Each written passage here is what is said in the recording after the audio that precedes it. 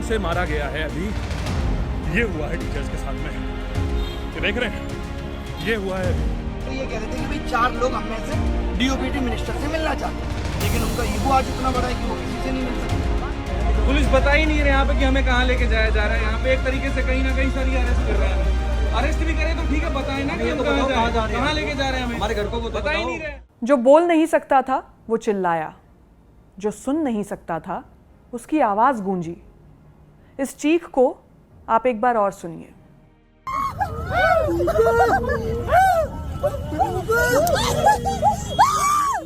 SSC को लेकर हो रहे विरोध प्रदर्शनों में सबसे ज्यादा मजबूत कोई तस्वीर अगर रही होगी तो वो यही थी।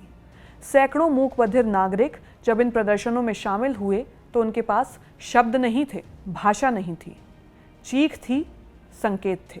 इनकी ये चीख जैसे सवाल कर रही थी कि क्या लोकतंत्र में इन छात्रों की आवाज के लिए कोई जगह नहीं है। आगे बढ़ने से पहले बीते दिनों एसएससी के मुद्दे पर क्या हुआ उस पर नजर डालते हैं। 31 जुलाई को पूरे देश से एसएससी एस्पिरेंट्स और उनसे जुड़े शिक्षक जंतर मंतर पर इकट्ठा हुए। मुद्दा था एसएससी सिलेक्शन पोस्ट फेज 13 परीक्षा में लगातार हो रही गड़बड़ियां और इस पर सिस्टम की चुप्पी। प्रदर्शन कर रहे छात्रों और शिक्षकों ने जंतर मंतर पर नारेबाजी करते हुए एसएससी की कार्यप्रणाली में बड़े बदलाव की मांग की। दिल्ली चलो की गूंज हर तरफ थी। इस आंदोलन का मकसद परीक्षा प्रणाली में ट्रांसपेरेंसी, सुधार और अकाउंटेबिलिटी की मांग करना था। इस दौरान ये सभी department of personal and training office से संबंधित अधिकारियों से मिलने के लिए उनके दफ्तर की ओर बढ़े, जहां पुलिस ने इन सभी को रोका और फिर सैकड़ों की तादाद में शिक्षकों और छात्रों पर लाठीचार्ज किया गया और उन्हें डिटेन कर बसों में भर दिया गया। ये तस्वीर देखिए। प्रयोग कर रही है अब जो है कि उधर बच्चों को खदेड़ कर मारा जा रहा है, दौड़ा के भगाया जा रहा है। पुलिस जो है बल प्रयोग भी कर रही है, पुलिस पकड़ के डिटेन कर रही है, तो डिटेन किया जा रहा है बच्चों को। लाठीचार्ज जिन पर हो रहा है वो नागरिक हैं जो सिस्टम को ठीक करने की मांग कर रहे हैं, जो अपनी मेहनत को जाया होने से बचाने की मांग कर रहे हैं। वो छात्र जो अलग अलग तबके से आते हैं और संघर्ष की अलग अलग कहानियां जोड़ते हुए यहां तक पहुंचते हैं। तो आखिर वजह क्या है? एसएससी के खिलाफ ये प्रदर्शन हो क्यों रहे हैं? पहला, लंबे दूरी के परीक्षा केंद्र, एग्जाम सेंटर्स। 24 जुलाई से 1 अगस्त के बीच होने वाली एसएससी की परीक्षा के लिए सेंटर्स अलॉट किए गए। कई छात्रों को अपने घरों से 500 से 1000 किलोमीटर दूर एग्जाम सेंटर दिया गया। इससे उन्हें अपने घर से सेंटर तक पहुंचने के लिए काफ़ी लंबा, महंगा और थका देने वाला सफ़र तय करना पड़ा, जैसे कि किसी कानपुर के लड़के को कर्नाटक में सेंटर दिया जाना। दूसरा, बिना सूचना के परीक्षा रद्द हो जाना। कुछ उम्मीदवारों ने बताया कि वो 8-10 घंटों का सफ़र तय करके एग्ज़ाम सेंटर पहुंचे, लेकिन वहां जाकर पता चला कि परीक्षा तो रद्द हो चुकी है और किसी को पहले से इसकी कोई जानकारी, इसका कोई नोटिफिकेशन नहीं मिला था। तीसरा, टेक्निकल इशू। कुछ सेंटर्स में जब छात्र परीक्षा देने बैठे तो कंप्यूटर सिस्टम में कई सारे इश्यूज थे, जैसे लॉगिन फेल्स, सिस्टम का बार बार क्रैश होना, माउस कीबोर्ड का काम न करना, पोर्टल फ्रीज हो जाना, रीलोड ना होना और कई जगहों पर सर्वर फेल होना। चौथा, बाउंसर्स और छात्रों की शिकायतों का दबाया जाना। सेंटर्स पर सिक्योरिटी की जगह बाउंसर तैनात थे, जिन्होंने शिकायत उठाने वाले छात्रों को रोकने की कोशिश की। ये सारी सीधी सी वजह हैं। एसएससी एग्जाम्स में तकनीकी गड़बड़ियां, सिस्टम हैंग हो जाना, परीक्षाओं के सेंटर बहुत दूर आना, कई तो गांव में बनाए गए थे जहां बुनियादी सुविधाओं का भी आपको अभाव दिखाई देगा। तो पूरी व्यवस्था में चूक है। इसी वजह से छात्र विरोध भी कर रहे हैं। एग्जाम के लिए टीसीएस के पास अच्छा इंफ्रास्ट्रक्चर है जो एडुकेटी के पास नहीं है। आरोप ये भी है कि एडुकेटी जो सेंटर्स ले रही है उनकी कोई प्रामाणिकता ही नहीं है। अचानक एग्जाम कैंसिल हो जाता है और फिर नोटिस लगा दिया जाता है। यानी वो जो छात्र 1000 किलोमीटर दूर मिले सेंटर के लिए अपने घर से 1.5-2 दिन पहले निकल रहा है, उसे एग्जाम सेंटर पहुंचकर ये पता चलता है कि पेपर तो कैंसिल हो गया। इन प्रदर्शनों में प्रतियोगी परीक्षाओं की तैयारी करवाने वाले कई चर्चित शिक्षक भी शामिल हुए। इन शिक्षकों ने आरोप लगाया कि कई सालों से स्टूडेंट्स को परेशानी का सामना करना पड़ रहा है और परीक्षाएं निष्पक्ष तरीके से नहीं हो रही हैं। एसएससी एग्जाम देने वाले ज़्यादातर छात्र रूरल और सेमी अर्बन इलाके से आते हैं। उनके आर्थिक संघर्ष को नकारा नहीं जा सकता। इस मामले पर अब तक शिकायतों की संख्या सुनकर आप हैरान रह जाएंगे।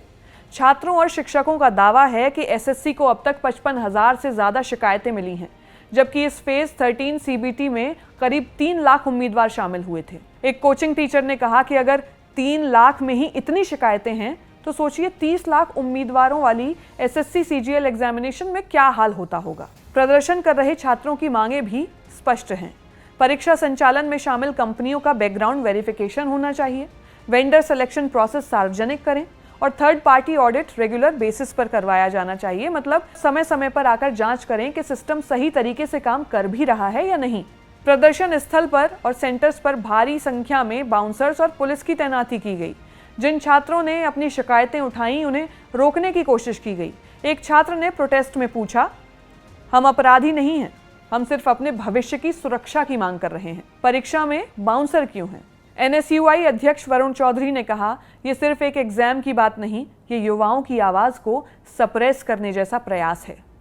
उन्होंने एसएससी को 3 प्रमुख मांगों के साथ एक पत्र सौंपा है, जिसमें हाई लेवल इंक्वायरी की मांग की गई है, वेंडर अकाउंटेबिलिटी की बात की गई है, इमीडिएट रिफॉर्म्स की बात की गई है, यानी रिक्रूटमेंट प्रोसेस में इमीडिएट रिफॉर्म यानी तत्काल बदलाव। और अब इस मामले ने आगे होने वाली एसएससी सीजीएल परीक्षा के लिए चिंता बढ़ा दी है। एसएससी सीजीएल परीक्षा 30 अगस्त से शुरू होने वाली है, जिसमें 30 लाख से ज़्यादा उम्मीदवार हिस्सा लेंगे। अगर 3 लाख की फेज 13 एग्जाम में इतनी गड़बड़ियां हुई हैं तो सोचिए कि 30 लाख वाली सीजीएल एग्जाम में क्या क्या हो सकता है। दरअसल एसएससी स्टाफ सिलेक्शन कमीशन एक गवर्नमेंट बॉडी है, सरकारी दफ्तरों और विभागों में नौकरी के लिए परीक्षाएं करवाती है, जैसे सीजीएल, सीएचएसएल, एमटीएस एग्जाम्स के जरिए क्लर्क, असिस्टेंट, इंस्पेक्टर, कांस्टेबल जैसे पदों पर भर्ती होती है।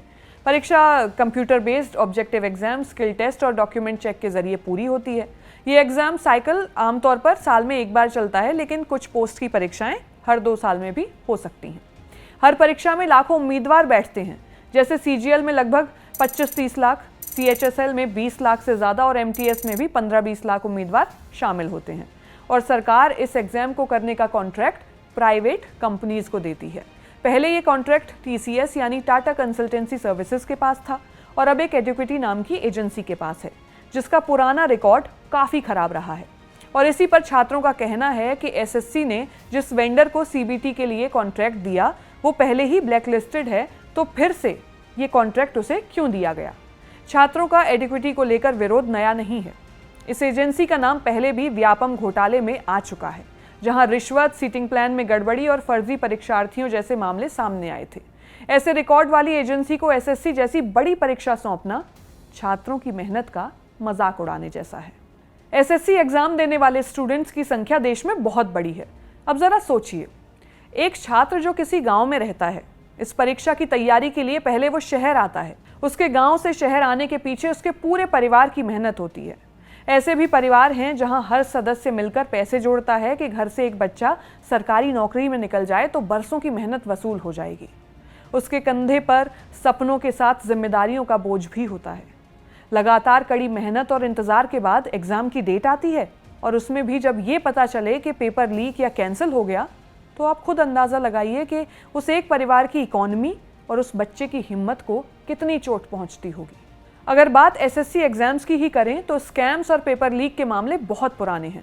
चाहे बात 2018 के एसएससी एग्जाम में पेपर लीक की हो या 2024 में मार्क्स नॉर्मलाइजेशन में धांधली की, सुधार के नाम पे कुछ हाथ नहीं आया।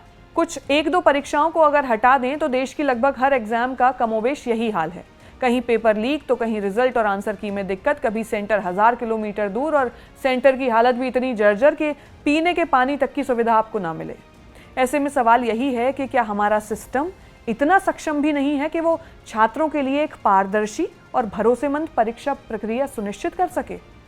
कभी पेपर कैंसिल हो जाना तो कभी लीक हो जाना। व्यवस्था और जवाबदेही की खामियों की वजह से छात्र अपना समय और ऊर्जा दोनों बर्बाद होता देख रहे हैं। लेकिन इतने विरोध के बाद क्या हुआ? जब प्रदर्शन बढ़ने लगे तो एसएससी चेयरपर्सन गोपाल कृष्णन ने यह माना कि कुछ जगहों पर ऐसी समस्याएं देखी गई हैं जिनका छात्र जिक्र कर रहे हैं।